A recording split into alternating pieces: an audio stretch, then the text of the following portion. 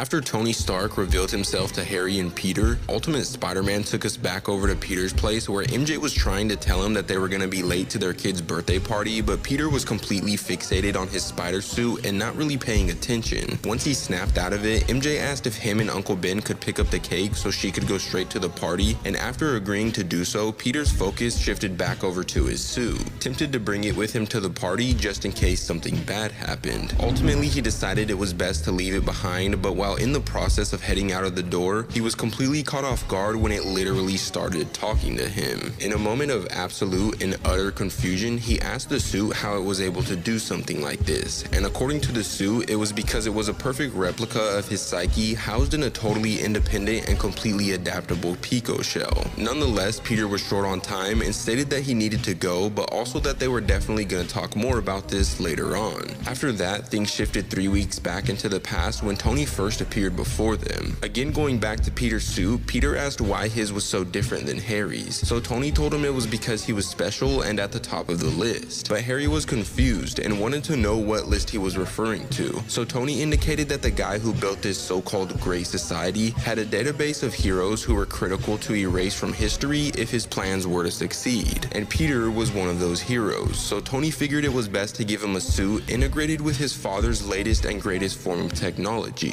Soon enough, Tony grew curious about the Green Goblin's secret identity, so he used his knowledge of Stark Tech to remove his helmet, and after realizing it was Harry Osborn, he claimed he had stolen his birthright. Harry didn't see it that way though, and told him that he paid for it, but instead of continuing to bicker, Tony moved on and explained that they needed to start preparing for the Maker because he was going to make a return in a little over a year. After that, Harry asked Tony one last question, wanting to know where he landed on the Maker's list, so Tony hit him where it hurts, indicating that he wasn't even on the list and blasting off into the sky while telling them he'd be in touch. The story then brings us back to present day at the bakery where Peter was picking up the cake with Uncle Ben and J. Jonah Jameson. While talking amongst themselves, Peter told Uncle Ben that he didn't remember inviting Jonah, but Uncle Ben believed he was lonely, so he brought him along, and he also was kind enough to get Richard a present. After getting the cake, JJJ and Uncle Ben told Peter that their paper was officially launching next month and they wanted Peter on board when it did. But while struggling to give them a straight answer, Peter expressed that he'd have to talk to Mary Jane about it. As the party took place, Peter got into an intense dance battle with his daughter on one of the arcade machines, so Jonah pulled Richard aside to give him his present. But before doing so, Richard expressed that he didn't know Jonah was coming, so of course Jonah told him that Uncle Ben wanted him to tag along because he was lonely. Upon opening the present, Richard was underwhelmed to find out that Jonah was gifting him a self-published book about himself titled I Never Lie. And I'm not gonna lie, I was actually dying laughing at this part, but after that, Mary Jane gathered everyone around to do the cake, and then the tone of the story took a dark shift, bringing us to the one and only Kingpin at the infamous Fisk Tower, where Fisk had organized a meeting between him and 5 other villains who ruled nearby territories. The first of those villains was Mr. Negative, CEO of a shelter for the needy by day and leader of a gang called the Demons by night. The second man in attendance was Walter Hardy, father of Felicia Hardy and a notorious burglar who had never been caught. The third person joining them was Sergei Kravinoff, a hunter determined to kill at least one of every species in the world, but also save one of every species in the world to preserve them in his zoo.